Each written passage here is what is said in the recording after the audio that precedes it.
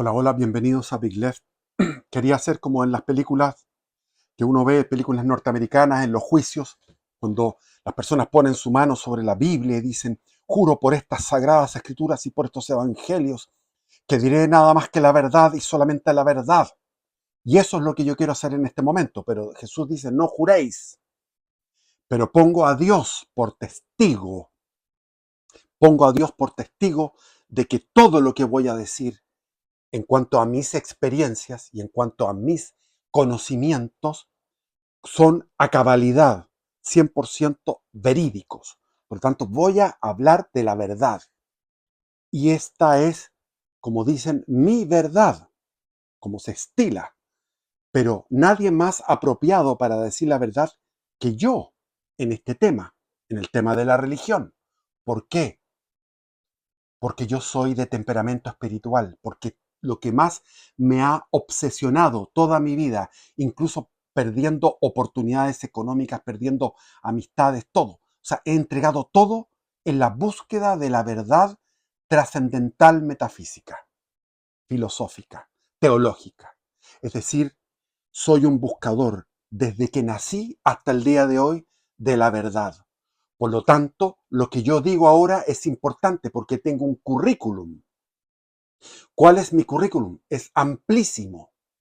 Yo diría que casi en este planeta Tierra, en esta humanidad, son muy pocos los personajes que tienen el bagaje en su biografía de todo lo que yo he vivido y todo lo que yo he estudiado. Por lo tanto, mi testimonio vale. Mi testimonio es potente y sólido y por eso que quiero darlo en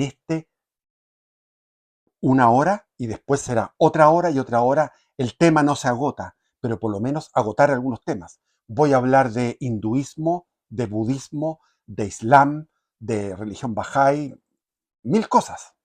Entonces, me presento.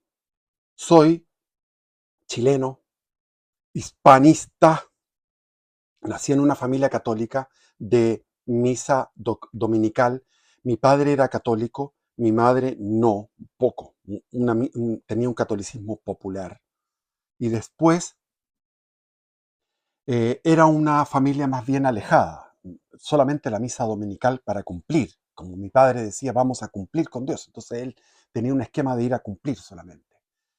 Y, y a, a los 14 años comencé a leer la Biblia y empecé a adentrar en las Sagradas Escrituras por mi cuenta y a los 15 años recién cumplidos, a los 15 años recién cumplidos, entré en el Evangelio de Mateo, quería leer todo el Nuevo Testamento de forma ordenada y al entrar en el Evangelio de Mateo, según San Mateo, en el capítulo 5, Sermón de la Montaña, tuve una experiencia mística de conversión.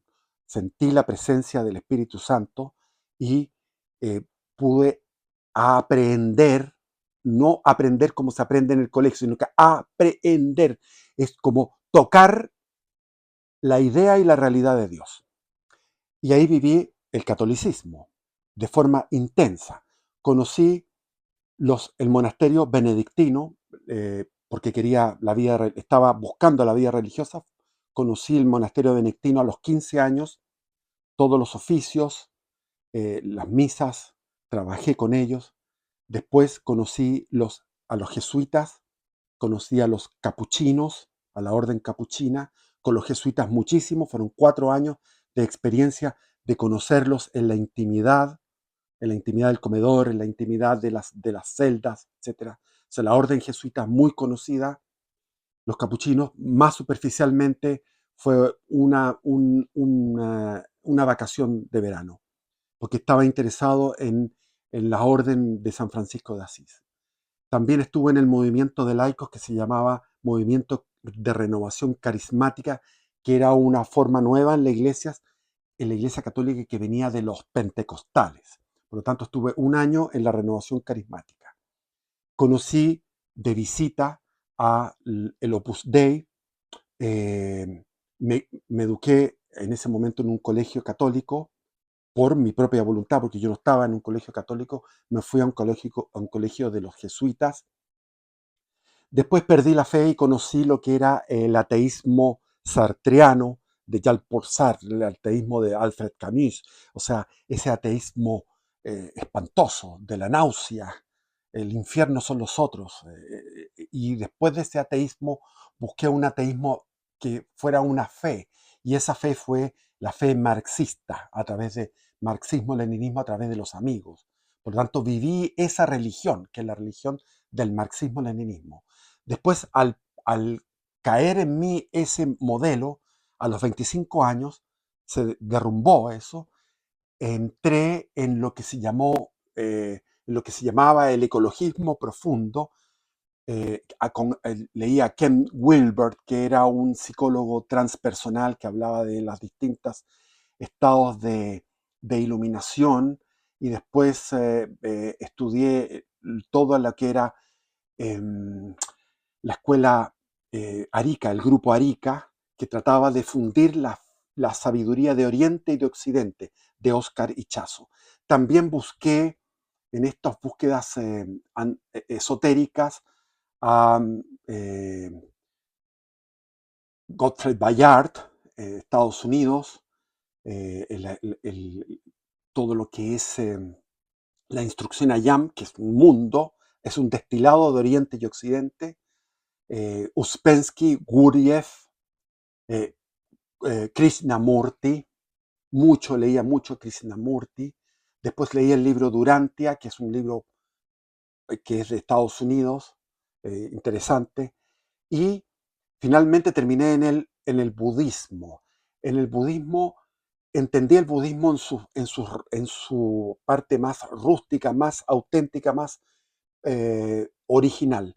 Pero el budismo zen lo leí a través de un autor japonés que se llamaba Suzuki, que tenía varios tomos, y la verdad no lo entendí mucho. El budismo zen es una cosa muy extraña porque al parecer es lo más simple de lo simple. Los haikus, que son frases profundas, que son frases como versos, casi la mitad de un verso, que te trae un conocimiento importantísimo, es un conocimiento no verbal, es difícil de comunicar verbalmente, porque es una fusión, el budismo zen es una fusión del budismo con el taoísmo, con esta religión de abandono, que más bien que religión es una disciplina espiritual. El taoísmo en China, el confucianismo, el budismo zen. Entonces leía el budismo zen y no podía entender la complejidad del budismo zen. No lo leí y no lo pude entender. Para mí era como leer la teoría de la relatividad de Einstein, que la traté de entender y no la pude entender. Como traté de entender la fenomenología del espíritu de Hegel, no lo pude entender. Como traté de entender el Tratado de la Angustia de Soren Kierkegaard, tampoco lo pude entender. Por lo tanto, estoy mencionando los 4 libros que no pude entender para nada. Ahora, el budismo original lo entendí y lo practiqué en este camino que tenía yo, que era un camino de ecologismo radical. O sea, no hacía lo que más podía hacer en una fogata, no podía tener ni un plástico encima de la fogata, andaba en un bote a remo, abandoné el motor, prefería andar con un bote a remo, y en el mar hacía dedo, les pedía que me dieran aventones, iba arriba de las embarcaciones trabajando en distintos trabajos y dedicándome a la pesca. Eh, entonces ahí estaba con Krishnamurti y con todos estos autores, que seguro que me quedan algunos en el tintero. Por ejemplo, Aldous Huxley, la filosofía perenne. Es un libro muy recomendable, La filosofía perenne de Aldous Huxley. Las puertas de la percepción de Aldous Huxley. El mundo feliz de Aldous Huxley. Con las puertas de la percepción tuve experiencias chamánicas con drogas fuertes, como por ejemplo el peyote. En un año tuve 3 experiencias de viaje de peyote, de la mescalina, muy interesante. Realmente es una droga bastante sana si es que uno puede tomarla bien. Es una droga que cuando iba a bordo de esta embarcación, había un tripulante que se llamaba Chambeca, y este Chambeca fue en la zona norte de Chile, en Antofagasta, fue a unas montañas donde estaban estos peyotes. Y él cortó algunos peyotes, los llevó en la mochila y los trajo a la embarcación, y en la embarcación comenzamos a preparar una olla de peyote, y la tripulación, el dueño del barco no hizo nada, pero el resto de la tripulación se emborrachó con el peyote y andaban alucinando. En circunstancias que yo vi que quedaba un montón de la olla, era mi segundo viaje en peyote, entonces tomé una olla y me zampé, me empiné la olla completa, y a pesar de eso mantuve el control, la calma, la serenidad, la conciencia, y tuve una experiencia de conciencia muy grande, muy, muy elevada, y me dediqué, el patrón de pesca, el dueño de la embarcación, vio que estaban todos perdidos. O sea, depende del sistema nervioso, depende del sistema nervioso. Entonces, mi sistema nervioso podía, quizás por mi preparación en experiencias místicas, por mi disciplina yógica, etcétera, etcétera, podía tener una experiencia como el conducir la nave.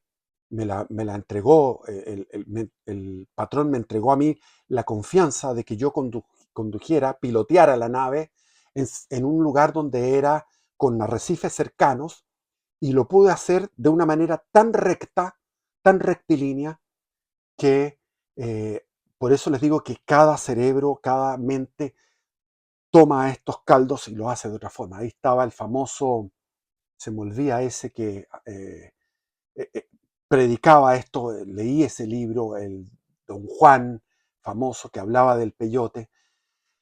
Y después, ¿cómo sigue mi currículum? Después me metí, como vi que el budismo era un refinamiento, era como la reforma del hinduismo. Voy a hacer una símil. El catolicismo es como el hinduismo. Son religiones originarias, llenas de variedad, de frondosidad. Hay mucha fronda, hay mucha riqueza dentro de estas religiones, el hinduismo y el catolicismo. Y vienen los reformadores, vino Lutero, vino Calvino. Lutero sería el equivalente a Buda, aunque lo estoy halagando, porque Lutero fue más político, más ideológico, fue más ideológico teológico, es decir, era un bla bla. Eh, Buda es superior, sin duda. Entonces Buda lo que hace es como la reforma del hinduismo. El hinduismo tiene un camino que se remonta al neolítico.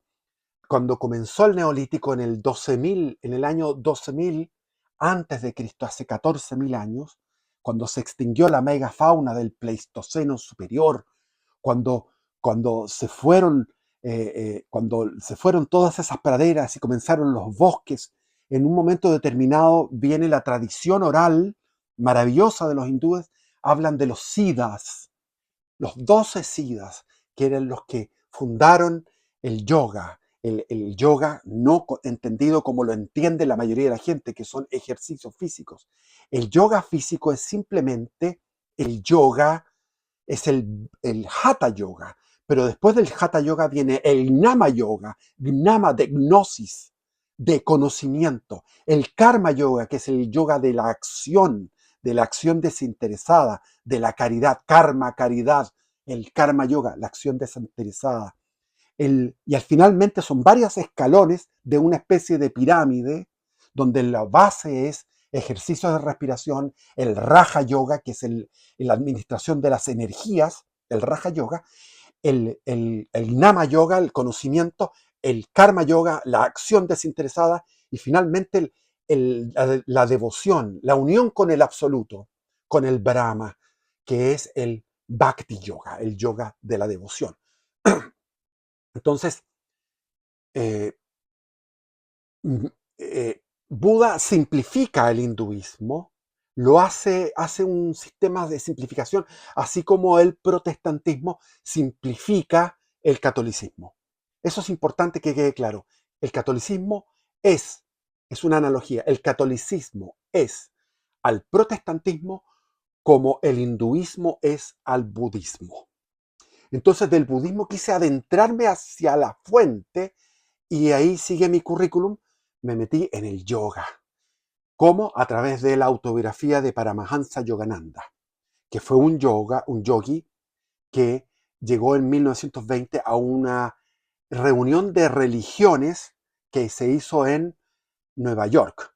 Y ahí estaba Paramahansa riendo con su sonrisa, mientras los otros que eran protestantes, no hubo católicos, había protestantes, estaban con su rostro severo, rostro duro, y él sonriendo.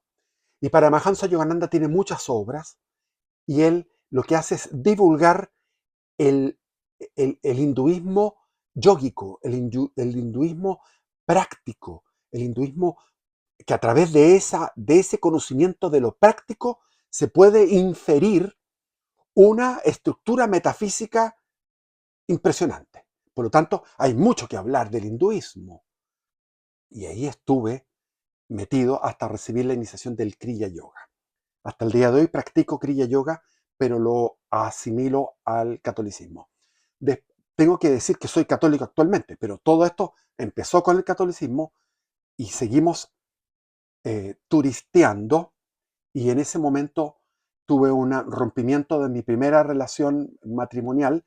Esa primera relación, ahí había conocido a los catecúmenos que eran católicos, por lo tanto conocí el movimiento neocatecumenal del catolicismo mucho, porque durante 10 años que estuve con esta mujer iba a las misas, aunque yo no creía en eso, pero pude conocerlos desde de fuera. Y al tener otra mujer, que no era mi señora, sino que la nueva mujer que tenía, que era amante, con la cual tuve hijos, ella era hija de un pastor evangélico. Por lo tanto, me adentré en el mundo de los evangélicos, de los pentecostales, de los anglicanos. Fui a muchos cultos anglicanos. También fui lo que más me gustó, debo confesarlo, fueron los bautistas. Entonces conocí del mundo protestante a bautistas, anglicanos y pentecostales. Sé que existen los adventistas y otras denominaciones, pero no las conozco, no podría hablar de ellas. Conocí porque es natural de conocer a los testigos de Jehová y a los mormones, porque siempre llegan a tu casa. Entonces los hice pasar, que me expusieran su doctrina, sus ideas, con mucha atención. Escuché a los testigos de Jehová varias veces en mi vida, después ya rechacé, digamos, seguir comunicándome con ellos, porque me aburren. Y a los mormones. Esas dos religiones que son las que más, donde hay más apostolado, no es apostolado, digamos que es eh, insistencia, es impertinencia, bueno, es algo, en todo caso, estas dos religiones yo las tiro al fondo del saco, porque yo tengo el hombre espiritual, dice la Biblia, puede juzgar. Para mí esas dos religiones creadas en Estados Unidos están en el fondo de las religiones cristianas. Entonces, ¿cómo estructuro esto? Yo lo que quiero decir que el hombre somos seres religiosos por naturaleza, y el siglo XX fue un siglo donde nos apartamos de la religión porque estábamos bebiendo a comienzos del siglo XX, y después en la profundidad del siglo XX estábamos mamando el darwinismo, la evolución, que ahora está refutada, tal como se planteó, está refutada. Después mamábamos el marxismo, que era una crítica, era una teoría de la sospecha. Había que ser mal pensado y sospechar qué es lo que mueve al ser humano a ser filántropo. ¿Por qué filántropo? No, porque hay un interés económico detrás. Todo es interés económico. La infraestructura económica determina la superestructura. Estábamos bebiendo y mamando a Freud, que hablaba del inconsciente, y somos víctimas del inconsciente. Por lo tanto, se expandió el psicoanálisis, llegó Bion, llegó Lacan, de los cuales hice yo una tesis doctoral, eh, sin ser doctor, pero hice una tesis doctoral, bueno, largo de contar. Sacó buena nota, en todo caso, un 7. Perdón, no es una, tengo que corregirme, no es una tesis doctoral, era una tesis de grado sobre Bion y Lacan. Ahora, estábamos en el siglo XX inmersos también en el vitalismo de Nietzsche, en eh, ese pesimismo nietzscheano que trata de superarlo Nietzsche con esta fundación del superhombre, que el superhombre no es un Superman, sino que es el hombre que se libera de la metafísica, de la mochila metafísica. Ese es la teoría del Superman. No nos imaginemos al cómic, no, es un ser que puede estar sin recurrir a la religión ni a la espiritualidad trascendente. Eso es lo que planteaba Nietzsche, porque estaba refutando a su maestro, que era Arthur Schopenhauer. Y Arthur Schopenhauer se basó en lo primero que había llegado de estudios del budismo a través del imperio colonial inglés. Estaban llegando los ingleses, ya habían colonizado la India y de ahí llegó el hinduismo, pero también llegaron a China, a Japón, entonces había un intercambio, comenzó el primer intercambio de religioso que ahora es abrumador. Yo estuve viviendo en Puerto Montt y en Puerto Montt me encontré caminando yo vivía en Pichiquillaipe, camino carretera austral yendo hacia la Patagonia, de repente caminando me encuentro con un templo, un templo budista, y llegaba gente del Tíbet, aquí en Chile, entonces estuve en el Valle del Elqui, donde había todo tipo de chifladuras, de todo tipo de sectas, entre ellas la de Saint Germain, que postulaba que nosotros somos Dios, conexión con el yo soy. Estaban también algunos que tenían contacto con seres extraterrestres, etc. Y eso lo hablaba eh, eh, Maurice Duverger, cuando era niño en la biblioteca de mi padre, consultaba los libros, el libro de Maurice Duverger, que era la teoría de los partidos políticos, y había otro que decía la liebre liberal y la tortuga totalitaria. Entonces era un análisis político, pero ahí hablaba él de la emergencia que iba a tener a finales de siglo y en el siglo XX de sectas y cómo iba a ser importante todo el tema metafísico, porque veníamos de una sequía. Lo que más, si nos vamos a 1950, un año en la mitad del siglo XX, venimos saliendo de las dos guerras mundiales, de la segunda que fue espantosa, con bomba atómica, con bombardeos sobre Alemania, sobre Rusia devastada, etc.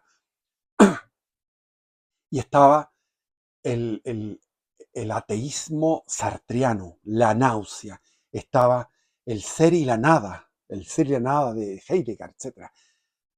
Entonces, eh, era una época de mucho esplendor económico, la década de los años 50, pero donde estaba emergiendo el contacto con otras filosofías, otras religiones, y con el hipismo llegó lo oriental, con los Beatles llegó lo oriental, y de ahí seguimos. La década del 70 es más apagada, la del 80, la del 90, la del 2000 también es más apagada, son como 40 años, y ya después de la pandemia viene un resurgimiento. Y recuerdo también ese otro libro que estaba en la biblioteca de mi padre, que lo escribía André Malraux. André Malraux era el ministro de Charles de Gaulle, ministro de la cultura de Charles de Gaulle, que se llama Antimemorias, porque era una antibiografía, no tenía una línea cronológica, y yo de agrandado, tenía 13 años, me puse a leer las antimemorias, y me acuerdo que él hablaba de que el siglo XXI sería espiritual o no sería. Y en la misma frase la repitió después Bertrand Russell, desde un punto de vista ateo, que él seguía a Krishnamurti. Por lo tanto, estamos en este momento en el mundo, en un momento de fragor argumentativo, de fragor de lucha religiosa. Y qué mejor que mi testimonio. y mi testimonio se va a ir diluyendo, porque vamos a ir entrando en profundidad. Vamos a ir entrando en profundidad. Voy a comenzar con Buda, hace 1600 años, en el siglo VI antes de Cristo. Nació en el 553 antes de Cristo y murió en el 480. Vivió 80 años, creo que estoy con la cifra no muy bien ahí, pero vivió 80 años en el siglo V, el siglo V de Pericles, donde estuvo Sócrates, Platón, Aristóteles. Estaba Zoroastro en Persia, estaba en, en China Lao Tse, Confucio. Yo viajaba con Lao Tse, viajaba con el libro El Tao Te Ching de Lao Tse, que hay que meterse en ese libro porque es interesantísimo. Pero los chinos son muy raros, en la verdad, los chinos complicados. Entonces vámonos con Buda. Buda se llamaba, tenía un nombre, ellos tenían tres nombres. Entonces el primer nombre era Sakyamuni, que era la tribu que pertenecía. Después Gautama, que significa elefante, elefante sagrado. Y es un elefante, según el mito, que nació de una flor de loto, un elefante sagrado que nace de una flor de loto. Por lo tanto, ese es el nacimiento mítico. Y finalmente, Siddhartha. Hay una novela de Hermann Hesse que habla de Siddhartha, pero Siddhartha es otro Siddhartha, es un Siddhartha paralelo que se encuentra con este ser que era como lo máximo. Ahora, algunos deben conocer la historia. No es la novela de Siddhartha, que la tengo aquí y la he leído en este canal, leí algún capítulo, pero lo importante es que este mito tiene, vamos adelante. Él nació de una familia muy acaudalada, que era una familia noble, y el padre quiso que él no probara el sufrimiento. Por lo tanto, lo protegió de enfermedades, lo protegió de ver la miseria humana y lo mantuvo dentro de las murallas del castillo real. Era un príncipe que iba a heredar el título de rey. Sin embargo, él, por la curiosidad, se escapa con un cochero y va preguntándole al cochero, porque le dice, ¿qué es esto? Ve a un hombre decrépito, anciano. Le dice, esa es la vejez. Tú no eres ahora viejo porque eres joven, pero vas a llegar a la vejez. Más allá llegaron y vieron a un enfermo. Y le pregunta al cochero, ¿y quién es él? ¿Qué es eso? Esa es la enfermedad. Tú no has tenido enfermedad porque has sido cuidado. Pero eso te puede llegar y muchos sufren la enfermedad o todos sufrimos enfermedad en la vida. Todos. Y después se encontró con un muerto que estaba tapado con un manto negro. Descubrió el manto negro, vio el cadáver blanco y le preguntó al cochero, ¿quién es este? ¿Qué es esto? Esta es la muerte. Todos vamos a morir. Por lo tanto, él tomó, esto está entroncado, es una continuidad con el hinduismo. El hinduismo ya tenía miles de años. Y el hinduismo, la verdad fundamental del hinduismo es todos sufrimos, que es la verdad también del cristianismo. En este valle de lágrimas, cuando le oramos a María, la madre de Jesús, en este valle de lágrimas. Estamos en un valle de lágrimas. No podemos evitar el sufrimiento. El sufrimiento nos persigue por un lado o por el otro. La incertidumbre, la angustia, la depresión, el sufrimiento físico, sufrimientos psicológicos, físicos, la enfermedad, la vejez, la muerte. Entonces él tiene un choque psíquico. Se produjo un choque psíquico, que es el que se le produce a todos los niñitos bien cuando se enfrentan a la realidad. A mí me pasó eso. Cuando tenía cierta edad, iba a las poblaciones iba a las poblaciones más pobres que en aquellos tiempos existían, poblaciones de de autoconstrucción de material ligero que se llamaban callampas, que en Argentina se les llama villa miserias. Y yo iba hacia eso y decía, ¿cómo es esto? Y ahí me sonaba la música de los izquierdistas que decían, la vida no vale nada si no es para merecer, porque otros puedan tener lo que uno disfruta y ama. La vida no vale nada si, en fin, eso, eso. Entonces uno comienza a volverse socialista, porque empieza a ver, o comunista, porque empieza a ver la desigualdad social en que cómo uno estaba viviendo y cómo se enfrentaba a todas estas poblaciones, a estas villas miserias, a estas poblaciones callampas, que ya no existen, o por lo menos dejaron de existir por un buen tiempo en mi país, hasta que llegaron los inmigrantes. Entonces, eh, vino un choque espiritual que lo hemos vivido los que son señoritos, los que estaban en un mundo de burbuja, al encontrarse con la realidad. Todos los que hemos sido Buda, de alguna manera, Buda, pero no Buda, todavía no estamos iluminados, buscamos cómo iluminarnos. Y es lo que primero que hace dentro de su cultura, de su religión, que es la hindú, se va a meter con los yoguistas, con los yógicos. Empieza a ejercitar el ayuno, empieza a ejercitar la respiración del pranayama, que a medida que tú ingieres a través de la inhalación y exhalación rápida o lenta, pero un ritmo de respiración donde el pranayama, que es la sustancia etérica, es decir, para los yoga existe eh, el fuego, el agua, el aire, la tierra, para los chinos la madera, son elementos básicos, pero está como éter, que es el prana, que es una energía que está en el aire, que no es el oxígeno, pero que se traduce en forma científica, que es el exceso de oxígeno, va depositándose como energía. Entonces él empieza a hacer las posiciones, los asanas, la flor de loto de forma rigurosa, flexibiliza su cuerpo y profundiza en todo lo que es el yoga. Pero él ve que eso no lo satisface, que él quiere llegar a entender, es decir, comienza una vida de investigación. Él es un investigador interno. Los orientales, los hindúes y los budistas vienen de investigadores internos. Son la tecnología de punta del conocimiento del ser humano.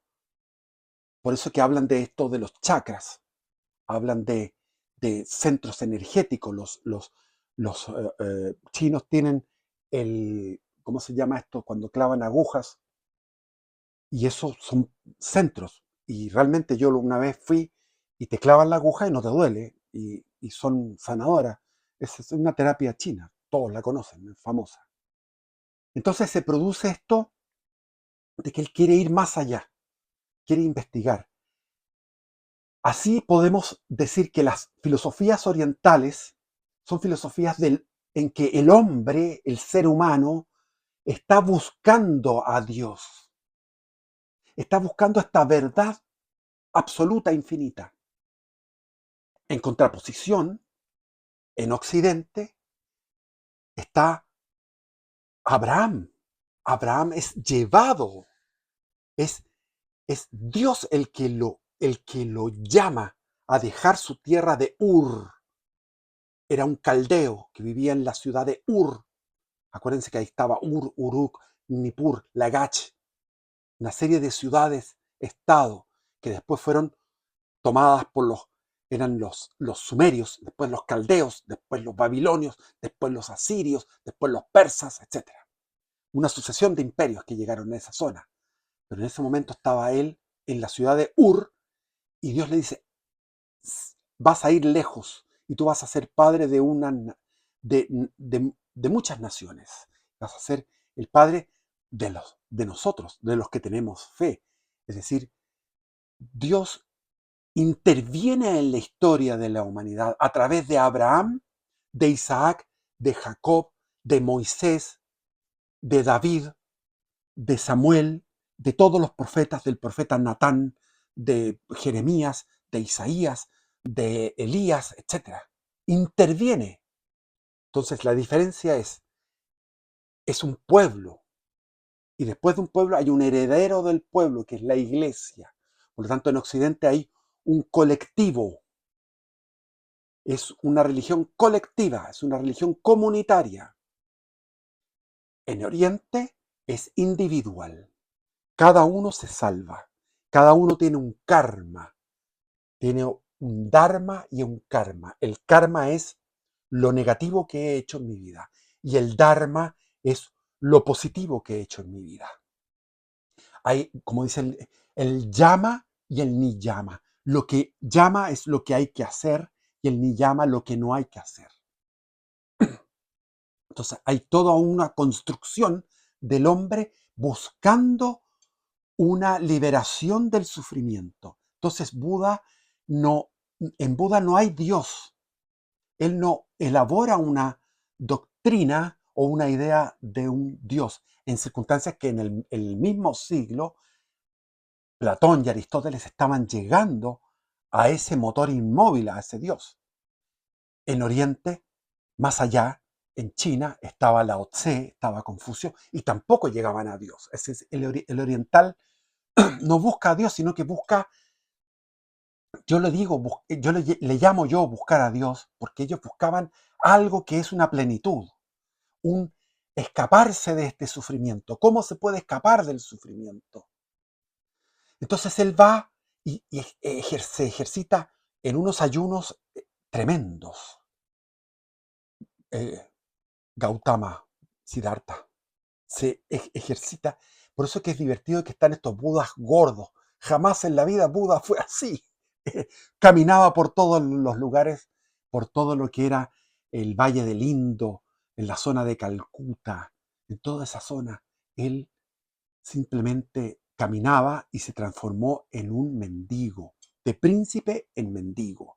Lo mismo viví yo, que de estar en muy buena situación económica, me tiré a hacer viajes a dedo con nada, durmiendo debajo de árboles, durmiendo en parques, durmiendo en el alero de casas o en edificios en las azoteas, durmiendo en el último piso de un edificio, etcétera, durmiendo a la intemperie. Esa experiencia de abandono total, de transformarse en un mendigo, pero en un mendigo sagrado, eso es lo que hizo Buda. Se transformó en un mendigo sagrado. Y esa es una tradición hindú que se llaman los Sanyasin. Sanyasin. Incluso la bandera de la India tiene ese color, el color azafrán, que es el color de los Sanyasin. Existe la tradición en el hinduismo de que uno se casa a los 15, 16, 17 años, 18 máximo, tiene hijos y a los 40 y algo abandona la familia y se va y se dedica a caminar por la India y todos le pasan un pan, le pasan algo con que alimentarse y andan con un taparrabo, duermen a la intemperie y están entregados, abandonan por completo. Ese es el Sannyatsin. Entonces se transformó en un Sannyatsin y en la búsqueda él llega finalmente a un árbol y se sienta en el árbol y está 40 días en meditación.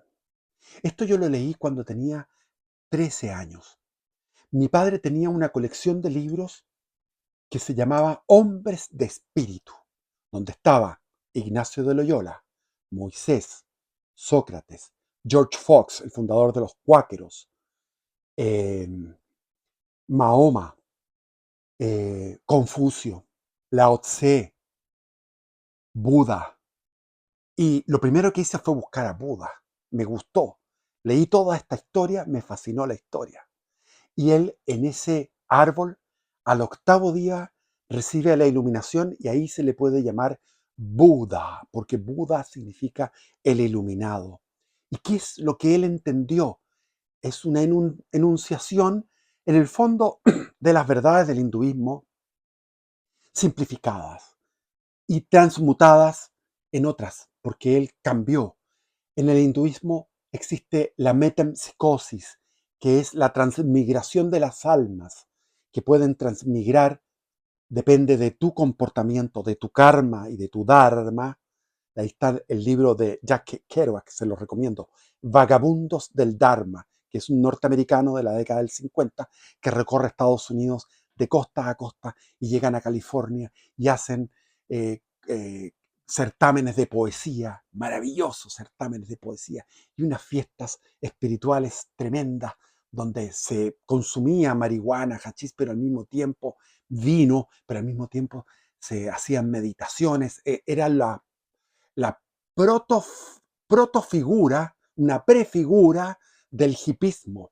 Era un hipismo mucho más culto, el de los años 50. O sea, estaba iniciándose eso en California, en Denver, en Nueva York, etc. Los vagabundos del Dharma. El Dharma es lo positivo. Entonces, el, el, el, el karma te hace que tu alma se transmite, se vuelve a reencarnar, la reencarnación, en una clase social más baja. Si te portaste mal, vas hacia clases sociales más bajas, hasta llegar a los intocables, que son la clase más baja. Y si te portas bien, vas a ser un Brahma, que es la clase superior, que son los que están dedicados al sacerdocio. Como en el pueblo de Israel estaban los de la tribu de Leví, que no tenían territorio, sino que estaban en todos lados, la tribu de Leví, porque eran los descendientes de Leví y estaba ahí Aarón, que era el brazo derecho de Moisés. Ahora, es curioso que Buda enlaza perfectamente con el cristianismo en el sentido de que Cristo jamás, jamás de los jamases, separó el cuerpo del alma. Para Cristo era, yo te sano y te perdono los pecados. Era algo sincrónico. Automáticamente tenía que ser el hombre es una mezcla. Es como dice Aristóteles, es una unión sustancial de cuerpo y alma. Somos una unión sustancial de cuerpo y alma. Y eso es lo que planteaba Buda. Somos una mezcla de cuerpo y alma. Por lo tanto, el alma no se separa del cuerpo, sino que uno fallece y después no reencarna, sino que renace. Renace. Es una forma misteriosa como renace uno. Por lo tanto, ahí está acercándose Buda a una especie de panteísmo espiritual, donde todo es espíritu de alguna forma, donde hay leyes profundas, morales. O sea, es un hinduismo que va más allá en ciertos puntos, pero la manera dice, todos sufrimos, la vida es sufrimiento. Repite el dogma número 1 del hinduismo, todo es sufrimiento. Y para salir del sufrimiento, tenemos que llegar al nirvana. ¿Qué es el nirvana? El no ser. El no ser en cuanto sigue siendo hinduista todo esto. El no ser en cuanto a que tú pierdes tu individualidad, tu identidad, tu yo, tu ego. Lo pierdes, pero tú te reincorporas a un todo, que es un todo infinito, que es un todo panteístico en el fondo.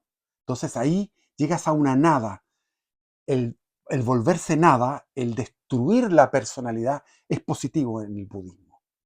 Y aquí, si bien teníamos una similitud con Cristo en el sentido de que somos una unión sustancial de cuerpo y alma, no podemos escindir al hombre, sin embargo, el cristianismo recibió el presente griego, este caballo de Troya, que era la filosofía griega, que ellos sí escindían, sí ellos dividían el ser humano en cuerpo y alma. Por lo tanto, ese regalo, ese presente griego, ese caballo de Troya, perjudicó de alguna forma a cómo era la visión real de Cristo, porque a Cristo lo tenemos desfigurado después de 2000 años. Si nosotros nos adentramos, el judío no dividía el cuerpo y el alma.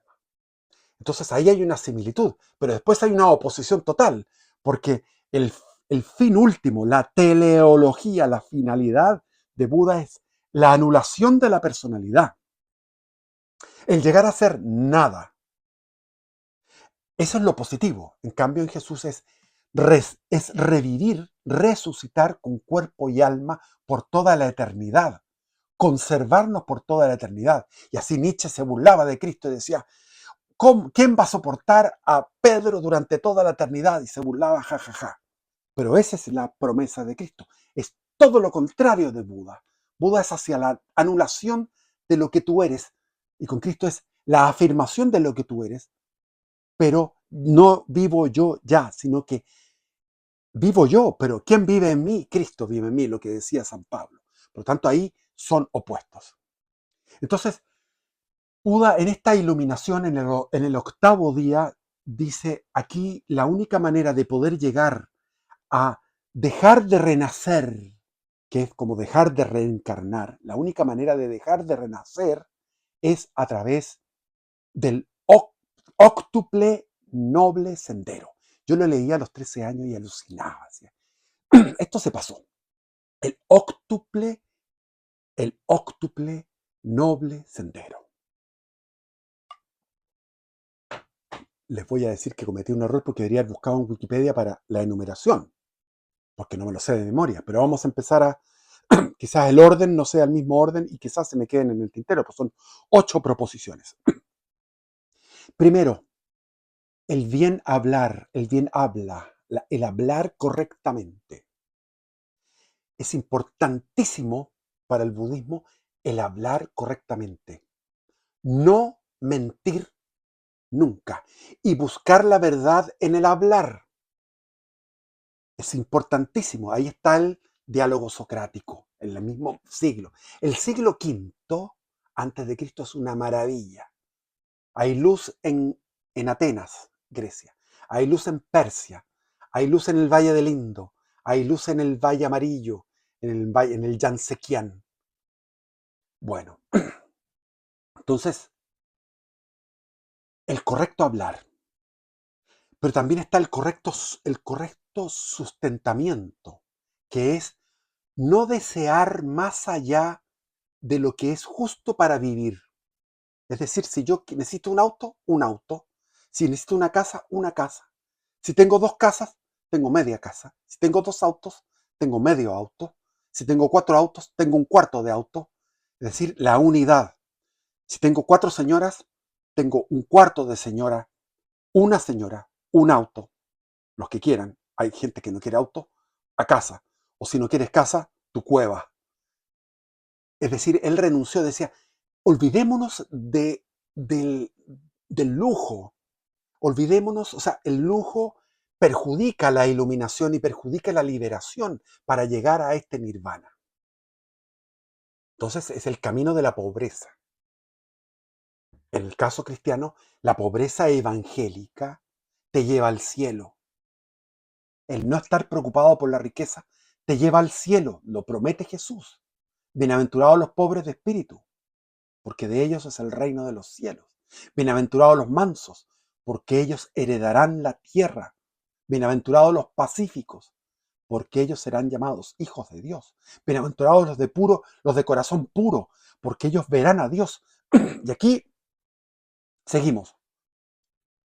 El correcto hablar, el correcto sustentamiento con respecto a la riqueza, la recta acción. Ahí está el comportamiento sexual, que significa, como en todas las religiones, porque esto es universal, en todas las religiones, salvo, sí, salvo la mormona, que es una cosa rara, que viene como de los demonios, es una mierda, que no quiero ni hablar, y los islámicos, el Islam. Pero todos son monogámicos. Las religiones de alto nivel espiritual son monogámicas. Entonces, el sexo legítimo está dentro del matrimonio. La no violencia activa, porque no es, como dice Jesús, pon la otra mejilla. La otra mejilla es para desarmar al otro, porque está enrostrándole lo ridículo que está haciendo, etcétera. Hay toda una filosofía ahí, pero no estamos con Cristo, estamos con Buda.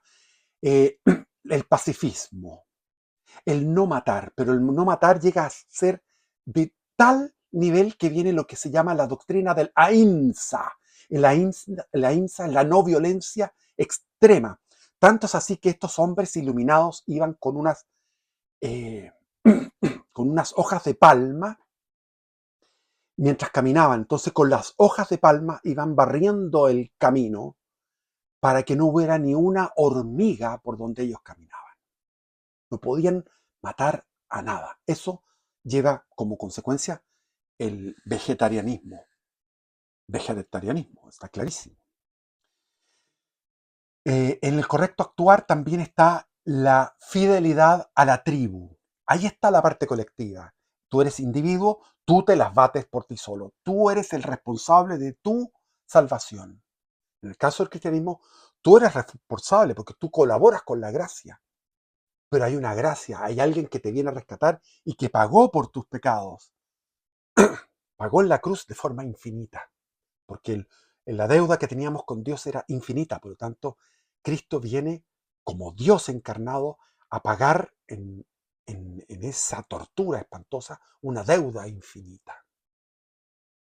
Y lo que tienes que hacer tú es agarrarte de la gracia de Dios. Ese es el cristianismo. Pero en el caso del budismo,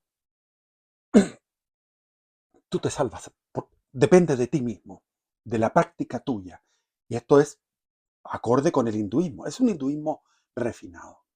Refinado no en el sentido de que sea mejor, sino que simplificado. Después está el correcto pensamiento. El correcto pensamiento está antes del correcto hablar, está antes del correcto sustentamiento. El correcto pensamiento está antes del correcto actuar. El correcto pensamiento está antes de todo eso. Y también está la correcta visión, que es el futuro. ¿Cuál es tu futuro? Tú tienes que disciplinarte para llegar a la meta. ¿Cuál es la meta? Llegar al nirvana. Por lo tanto, tienes que tener un diseño estratégico en tu vida. Un diseño estratégico. En paralelo, Cristo dice lo mismo. Dice, hay que construir sobre la roca.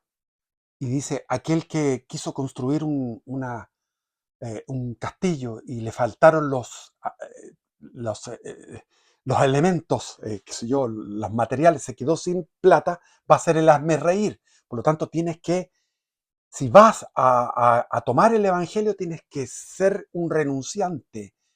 Tienes que renunciar a todo porque no puedes tener chancho y chicha, no puedes tener lo mismo, no puedes tener dos cosas a la vez. No puedes amar a Dios, a Yahvé y a Mamón, al Dios del dinero. No se puede. Entonces, Cristo dice, hay que ser radical, como el que encontró una perla y vendió todo por conseguir esa perla. Los mensajes del Sermón de la Montaña son así. Y en este caso, Buda dice, para llegar al nirvana hay que renunciar a muchas cosas para poder tener esta visión estratégica, no distraerse. Y si uno está cerca de la última reencarnación, de la última encarnación, apurar el tranco. Ahora, los budistas, ¿cómo explican lo de Cristo? Dicen, no, que Cristo sufrió en la cruz porque tenía un karma acumulado tremendo y en su vida anterior lo había pasado pésimo. Porque ellos tienen este sistema matemático para explicar el sufrimiento. Entonces, ellos viene del hinduismo, que es algo matemático en el sentido que es racionalista. Ven todo de acuerdo a culpa y mérito, méritos y culpas, en el sentido de que la persona que se comportó mal va a sufrir en la otra vida. Es una manera de explicarse por qué, por ejemplo, nace una persona ciega. Es como un injusto. Entonces uno dice, a uno se lo ha planteado, dice, pucha, si Dios es bueno, ¿por qué nació ciego esta persona? Ciego de nacimiento, o nació monstruo de nacimiento. Y esa idea la tenían los apóstoles. Le dijeron a Cristo, ¿por qué nació él así? ¿Pecó él o pecaron sus padres? Porque el ser humano no entiende el misterio de la cruz, el misterio del sufrimiento, donde Dios mismo sufre. O sea, el cristianismo es una cosa disparatada, loca, absurda, que es precisamente el argumento eh, por el cual tú dices esto es verdad, porque nadie pudo, dentro del judaísmo era imposible que hayan inventado una cosa tan loca, tan extremadamente disparatada. El judaísmo no admitía tal cosa. Por lo tanto es así que lo mandaron crucificar. ¿Quiénes? Los sumos sacerdotes. Porque esto es un absurdo. Dios encarnado más encima y después muere en la cruz. Escándalo. Escándalo. Para los, para los judíos, escándalo. Como decía San Pablo. Y para los paganos, no me acuerdo qué es lo que era. Pero el óctuple noble sendero es un sendero que ha hecho que muchos tengan una vida espiritual en el Oriente. Ahora, hay un monje, eso lo vi en internet, que era un monje budista que no tuvo ningún, ningún acercamiento con el cristianismo, ni uno. O sea, él estaba en Myanmar, en Birmania. Él era monje budista 100%. Y murió. Y en la muerte lo iban a enterrar porque estuvo muerto un tiempo, no sé cuánto tiempo, 1 hora, 2 horas, y estaban por enterrarlo y revive. Pero en ese lapso de tiempo hizo un viaje, y hizo un viaje espiritual, se encontró con un hombre de blanco que él dice que después de ser San Pedro y que después lo hizo visitar el infierno, y en el infierno estaba Gautama, Buda, Siddhartha. ¿Cómo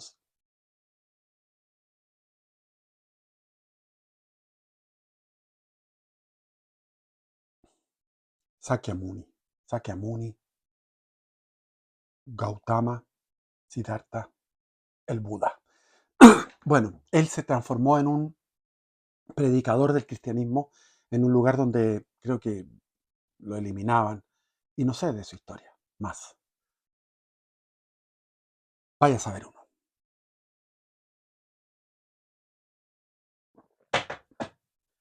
Eso es, vamos a llegar a 1 hora. Como les digo, el budismo se ha expandido montones. Yo estuve en Miami hace poco y me encontré con un argentino, doctor, psiquiatra, eh, acaudalado. Yo estaba en un barrio acaudalado en Miami y conversamos. Él había sido víctima de las atrocidades de la dictadura argentina. Entonces me contaba todo lo que había vivido y yo dije, wow. Y de ahí él había abandonado su catolicismo original y se había convertido en budista, y me hizo pasar a su casa. Él entró en confianza conmigo al tiro. No sé qué pasó, que fue un feeling de parte de él. Y fui a su casa, me hizo pasar y me mostró un altar budista. Y así hay muchos que aquí en Chile estaba el famoso, estos eran unos biólogos famosos a nivel mundial. Yo pololeé con la hermana de él, se me olvida el nombre. Estuve en la familia de él, eh, se me olvida el nombre. Bueno, eran dos, ¿ah? Que eran biólogos destacados a nivel mundial, chilenos. Y Y ellos se abrazaron al budismo porque consideraban que el budismo era lo más coherente con sus investigaciones sobre la autopoiesis, que era su teoría, que es una teoría que inventaron ellos, que es muy linda. O sea, que todos los seres biológicos, como seres humanos, traemos un mundo a la mano que es solamente ese mundo, etcétera. Bueno, una cosa. La hermana que estuvo conmigo unos meses, de repente se volaba y hablaba de unas cosas tan elevadas que no entendía nada. Y él ahí había estado, me mostraba ahí fotos con Frank Zappa en Estados Unidos, había participado de todo lo que era el hipismo. Y, y hay una tendencia, evidentemente, a rescatar lo oriental que viene desde comienzos del siglo XX, pero ahora estamos en un momento en que hay contundencia argumentativa a favor del cristianismo, y eso es bueno, o sea, la apologética cristiana sobre todo la católica, es contundente. Ahora, ¿cuál es mi ranking en el cristianismo? Como les digo, el ranking de religiones sería así.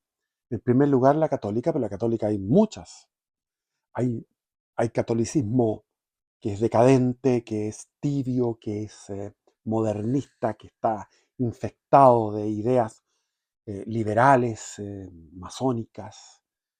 El catolicismo que es uno solo, la iglesia es una, santa, católica, apostólica, romana, y esa iglesia es la tradicional, no hay otra. Y tenemos que rescatar esa iglesia tradicional, y en Estados Unidos en este momento hay miles y miles de conversiones desde otras religiones a la iglesia católica tradicional, no a la iglesia católica Novus Ordo, aunque no estoy en contra de la misa Novus Ordo. Después estaría los ortodoxos, los griegos en primer lugar, los armenios, los griegos, los coptos, los de Etiopía. En último lugar, los ortodoxos rusos, que están muy manipulados. La jerarquía ortodoxa rusa está manipulada por Putin y compañía, es la verdad. Después entraríamos en lo que son, eso es lo principal, los que vienen tienen sucesión apostólica, o sea, vienen de los apóstoles, las iglesias ortodoxas y las iglesias católicas, que hay varias iglesias católicas, pero las iglesias ortodoxas y católicas tienen una sucesión apostólica. Hubo una imposición de manos de un apóstol sobre otro, sobre un discípulo, y ese discípulo, que se le llama padre de la iglesia, impuso sus manos sobre otro que se llamó obispo tanto, y ese a otro obispo. Y los obispos tenían ayudantes, que son los sacerdotes, que tienen el poder de perdonar pecados y de transformar el pan y el vino en el cuerpo y la sangre de Cristo. Entonces, eso es tan arriba. Primero el catolicismo, las iglesias ortodoxas. Y después, más abajo, en este ranking, estarían los cultos protestantes, porque los que reconocen la Santísima Trinidad, el bautismo, etcétera, son, para mi gusto, de los que he conocido, los más versados, más eruditos y serios son los bautistas. Según lo que yo me pude dar cuenta, los bautistas. Los anglicanos disparan para todos lados, son como medios católicos, de los católicos modernistas y medios católicos suaves, y de repente medios pentecostales, digamos. Ahí en el anglicanismo eh, vi cantos en lengua que había visto en el movimiento de renovación carismática católica. Y estos cantos en lengua son fenómenos bastante sobrenaturales. Entonces, me llama la atención de que pueda estar el Espíritu Santo ahí también, en los anglicanos. El canto en lengua, cuando tú lo ves, es una cosa armoniosa. Distintas personas que tienen ese don empiezan a cantar y hacen un momento de armonía que los músicos que han estudiado esto dicen es algo extraño, es algo que parece sobrenatural, porque es una armonía que van todos cantando de distintas formas y de repente llegan a una armonía. Y eso lo vi mucho en el movimiento de renovación carismática católica, y después lo vi un par de veces en la iglesia anglicana. Después están los pentecostales, que los encuentro bastante ruidosos. Uno llega y es un ruido espantoso, les digo, bajen el volumen, no bajan el volumen. Guitarra eléctrica, batería, gritos, zapateos. Es una cosa que quieren reemplazar el espíritu con el ruido, y yo creo que Dios está en el silencio. Cuando el profeta Elías eh, está el texto en Elías, cuando él escuchó el tronar de los truenos, y después, qué sé yo, distintos sonidos de la naturaleza, y después cuando vino la brisa, la suavidad de la brisa, ahí estaba Dios, ahí estaba, en el silencio. Y eso tiene la Iglesia Católica tradicional. Cuando uno llega a esos templos románicos antiguos, tienen más de 1500 años en Europa, y uno encuentra a unas doncellas preciosas, preciosas, unas europeas preciosas, orando ahí. Uno se arrodilla y dice, esto es maravilloso. Yo era ateo, entonces le decía, Señor, qué ganas de ser religioso y poder estar disfrutando de este templo. Dame la fe, pero en realidad, ¿para qué te pido la fe si tú no existes? Estaba ateo en esa época.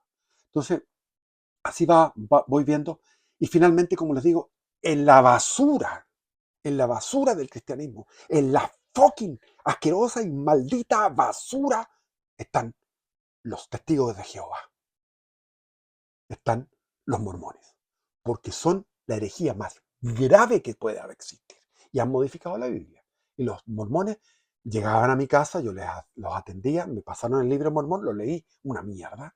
Y a los otros los escuchaba, a los tipos estos de los testigos de Jehová, y son una porquería. Los odio, odio. No a ellos, odio su maldita religión. Esas dos religiones. Y son las que más hacen proselitismo. Entonces ahí está el cristianismo. Entonces salimos del cristianismo, fuera del cristianismo. ¿Cuál es la otra religión que sigue? La hindú. Pero me dirán, ¿y los judíos? No, pues, los judíos es una religión maravillosa. Tengo dos amigos que se convirtieron al judaísmo. Uno que era de raza judía, Moshe Mahler, Moshe Mahler, que de comunista pasó a judío ortodoxo. Y Juan, Juan Antonio Rojas, que fue amigo mío y fue a Estados Unidos y en Estados Unidos se convirtió al judaísmo. Tengo dos amigos que se convirtieron al judaísmo. Y tengo un amigo del canal que es judío, o sea, chileno, y se convirtió al judaísmo. Y otro que encontré el 11 de septiembre en una manifestación también judío. O sea, hay gente que se convierte al judaísmo. Yo digo, eso es grave. Eso es gravísimo. El judaísmo está en el último extremo. Son preferibles los paganos al judaísmo, porque el judaísmo niega a Cristo y lo insulta. Insulta a su madre y insulta a Cristo. Según ellos, María era una prostituta y Cristo era un bastardo. Entonces, lo peor es la sinagoga de Satanás. Por tanto, el judaísmo es desde donde emana lo peor de la maldad. Aunque ustedes me dirán, pero si yo conozco judíos buenos. Evidentemente que hay montones de judíos buenos y que están, y uno va por el viaje, he hecho por el Street View, he ido a viajar por Street View, eh, recorriendo el barrio ortodoxo en Jerusalén. Háganlo, es enternecedor, lleno de niños, ellos tienen esta multiplicación de criaturas, pero ustedes ven que hacen esto, los judíos se mueven así, mueven el tronco, lo mueven, eso es porque no hay espiritualidad. La espiritualidad la tienen mucho más los hindúes. Los hindúes están quietos en meditación. El hinduismo no es enemigo del cristianismo, es competencia del cristianismo. Pero el judaísmo es enemigo, enemigo el número uno. Ahora el hinduismo por motivos políticos, porque ahora hay un presidente en la India que quiere purificar y unificar la raza, digamos, de India, de los hindúes, todos tienen que ser hindúes y no tienen que haber ni musulmanes, y resulta que hay como 100 millones de musulmanes en la India y hay no sé cuántos cristianos, 50 millones por lo menos, o sea, entonces es un país de 1.400 y tantos millones que ya superó a China y que está en una volada nacionalista tipo hitleriana, en buena, no, no como Hitler, pero así como fascista, digamos. Entonces quieren unificar y ahora están persiguiendo y el hinduismo puede transformarse en un enemigo, pero el hinduismo fue una competencia, es una competencia, en términos espirituales es una competencia de lo que es la meditación, la oración mental, la búsqueda de la comunión con Dios, la paz, el sosiego. Eh, Eso lo manejan bien, aunque van por un camino equivocado. Van por un camino equivocado porque tienen la visión panteísta. Está Brahma, que es es el creador, está Vishnu y está Shiva. Vishnu es el que conserva y Shiva es el que destruye. Entonces tiene una trinidad, pero más allá de la trinidad tienen más de 1000 dioses. Es súper complejo, pero está el brahmanismo, está el hinduismo, pero también está lo que se llama el yoguismo, que es lo interesante. Entonces yo pongo, después del cristianismo, pongo el hinduismo y el budismo y el taoísmo, que es muy interesante. Pero el taoísmo puede vivirse porque es una experiencia, eh, es una experiencia de abandono, de no ser. Tendríamos que hablar de eso, el taoísmo. Entonces, El budismo y el taoísmo son filosofías de vida, más que nada, son filosofías de vida. Y de ahí viene el budismo zen, que como les digo no lo pude entender. Y ahí está el confucianismo, que también es una filosofía de vida. Todos del siglo V. Entonces, esos son los dos troncos. El tronco semítico, abrahámico, desde donde surge el judaísmo, que es una religión espectacular, maravillosa, pero que debe estar en la arqueología. Debería estar en la arqueología. Debería ser estudio de arqueólogos, no actualmente viviendo eso. Porque todo el judaísmo debería haber sido transmutado en cristianismo, pero no se dio así. Se dividió en dos el pueblo. Muchos, no pocos, por lo menos un tercio de los judíos se hicieron cristianos en el siglo primero. Dos tercios se mantuvieron fieles a la sinagoga. Después vino el judaísmo talmúdico, etc. Y está toda la corriente cristiana, la judía en primer, la cristiana, y después viene el islam. Y para el islam, un video aparte, porque el islam hay harto que hablar. Hay harto que hablar del islam, que es un enemigo número uno. Enemigo número uno. Por lo tanto, para mí, el Concilio Vaticano II me dice que hay que tener consideración, que hay que mirar con ojos abiertos. El Papa Francisco habla en Indonesia de que todas las religiones son lenguajes para llegar a Dios. No es así. Hay enemigos. Los enemigos que tenemos los católicos son, en primer lugar, los protestantes. Son enemigos. Nos pelan, nos critican, son duros. Es muy difícil convertir a un protestante en católico, es dificilísimo. En cambio, es muy fácil convertir a un católico en protestante, porque el católico es ignorante y tibio, porque no se ha hecho adoctrinamiento, no se ha cultivado, no hay cultura católica. No se explica la inmensa riqueza espiritual que tiene el catolicismo para la meditación, para la oración. ¿Y qué hacen los católicos huevones, ignorantes? Andan buscándola en el New Age y andan buscándola en el hinduismo.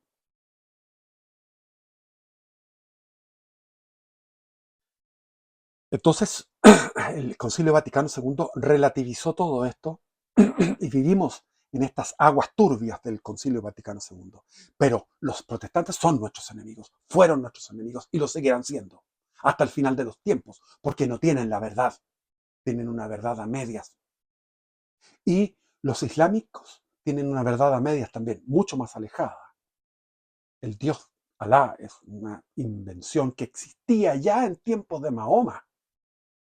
Mahoma ya existía ese Dios que era como una especie de Zeus, con otras deidades abajo. Y lo que él hizo fue liquidar todas las deidades menores y quedarse con la deidad superior. Alá, que es como lo masculino y lo femenino. Alá. Y ahí viene todo ese proceso de Mahoma que él en un momento determinado hacía reverencias, hacía esta genuflexión que hacen ellos, que se inclinan con la frente al suelo, hacia Jerusalén, porque él era hijo de un comerciante y este comerciante, o sea, perdón, el papá murió, la mamá murió y el tío era comerciante y el tío lo hizo recorrer toda la península arábica de Yemen y después todo lo que era Israel, todo lo que era Siria. Entonces en Siria tuvo contacto con los que estaban ahí, que eran los arrianos, que eran herejes que creían que Cristo no era Dios. Estaba el Dios Padre y Cristo. Entonces él, él bebió de fuentes arrianas del cristianismo y bebió del judaísmo. Y él encontró que tenía que transformar a esas tribus, que eran unas tribus bárbaras, barbarísimas, que eran las tribus árabes de la península arábica en la Meca, que rendían tributo a un panteón de dioses en la Kaaba. La Kaaba, donde había caído una piedra, esa piedra se suponía que era blanca, que venía del cielo, y estaba negra porque se había ennegrecido con los pecados y las culpas de los hombres. Y ahí había un panteón de dioses, y ahí fue rechazado Mahoma, y ahí viene la Égira, que se va y va hacia Medina. Y en Medina se pelea con los judíos, porque los judíos no quisieron ayudarlo. Tuvo una pelea de tipo comercial, de tipo terrena, porque él era un tipo terreno. Y ahí, en vez de hacer la genuflexión, hacer la reverencia hacia Jerusalén, lo hizo hacia la Meca, en circunstancias que la Meca era un lugar de idolatría. Pero él tenía la mente fija, vamos a recuperar la Meca, vamos a volver a la Meca. ¿De qué forma? Con un ejército, mediante la yihad. Está la yihad de la espada y está la yihad interna, que es la lucha interna por mejorar. Está también hay un trabajo interno en los musulmanes. La yihad interna y la yihad externa.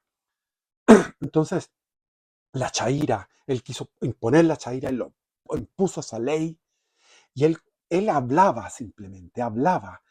Y eso después se fue escribiendo, lo escribieron otros, y esos escritos después los cantan, los memorizan y los cantan. Lo mismo pasaba en el Nuevo Testamento. Los evangelios era una tradición oral que se cantaba. Por lo tanto, los evangelios comenzaron siendo cantados, porque había una capacidad de oralidad, de memoria extraordinaria en esos pueblos. Era tremendo la memoria que tenían, porque no existía lo que hay ahora, que nosotros ni nos imaginamos. Nos cuesta memorizar un número de teléfono, pero ellos memorizaban páginas completas. Los griegos memorizaban la Eneida, perdón, la Ilíada, la Odisea, los romanos la Eneida, etcétera, etcétera. Se memorizaban muchos textos. Por lo tanto, las palabras de Cristo se memorizaban y en menos de una generación fueron escritos. Es decir, en 20, 30 o máximo 40 años ya estaban escritos bajo, eh, escritos. En cambio, por ejemplo, ¿qué sabemos de Buda? Los escritos que tenemos de Buda son de 4 siglos después, del siglo I antes de Cristo. Entonces, ¿qué sabemos de Buda? Mitología. Ahí sí que hay mitología, pero hay 4 siglos. Hay 4 siglos. Es como si en el siglo pasado un tipo hubiera escrito lo que había pasado con Pedro de Valdivia en Chile, con los conquistadores españoles. Es como si en el siglo XX alguien escribe la historia de los conquistadores españoles en América. Esas son la distancia de tiempo, 4 siglos para explicar y contar la historia de Buda. Y en el caso de Mahoma, lo escriben ellos, los suras, y ahí van hablando los detalles interesantísimos, y él rescata a las religiones del libro porque tiene una experiencia mística cuando se va. Bueno, él después de ser comerciante se casa a los 25 años con una mujer de 40 que tenía muchos camellos, y él vive y se puede dedicar al estudio, y ahí va a hacer lo que siempre hacen todos los hombres de espíritu, va a a comunicarse con Dios. Y se le aparece el arcángel Gabriel. Y el arcángel Gabriel lo golpea, le dice, con una Biblia, le dice, esto, lee esto. Y de nuevo lo golpea con la misma Biblia. O sea, el arcángel Gabriel le estaba diciendo, esto es la verdad, la Biblia. Pero él después no sé por qué cambia. Y termina en otra cosa. Porque el arcángel Gabriel le dijo eso, si es que se le apareció el arcángel Gabriel.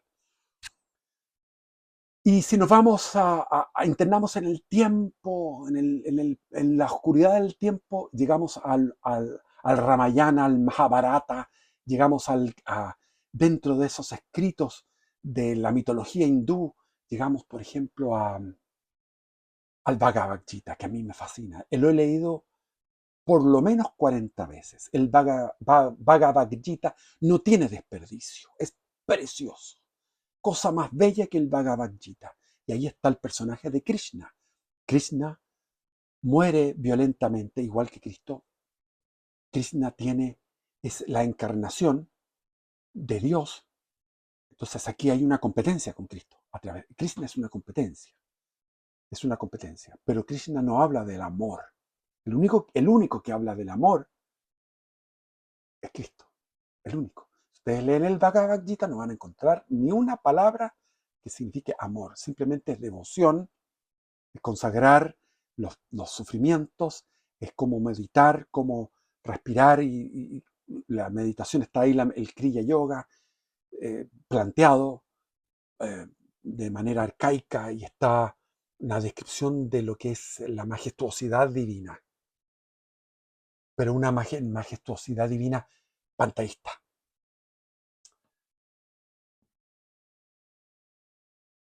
Lamentablemente yo creo que Mahoma se desvió, se desvió. Ya cuando, por la experiencia con los judíos, o sea, él no estuvo en el nivel espiritual que tuvo un Buda, que tuvo un Confucio, que tuvo un Lao Tse, que tuvo un Krishna. No estuvo en ese nivel. Digamos que estuvo en un nivel de los anticristos. Se convirtió en un anticristo y el Islam fue el primer anticristo. Por eso que la Virgen dice en una de sus apariciones, el 666 significa en el año 600 llegó el primer anticristo que era Mahoma.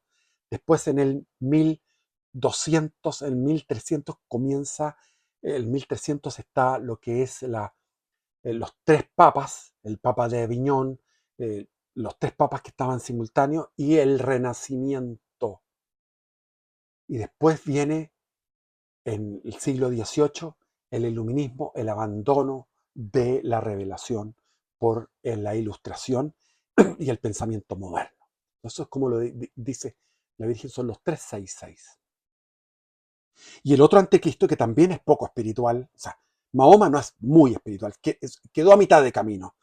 Fue espiritual y quedó a mitad, se desvió y terminó colaborando con el demonio. En cambio, o sea, no, Lutero fue lo mismo. Lutero se supone que fue espiritual, pero fue un ser que probablemente esté en el último infierno, porque el daño que hizo fue muy grande. Su soberbia fue muy grande. La soberbia de Lutero es infinita. Y, y la monstruosidad que engendró hasta el día de hoy lo lamentamos. ¡Wow! Bendiciones, viva Cristo Rey.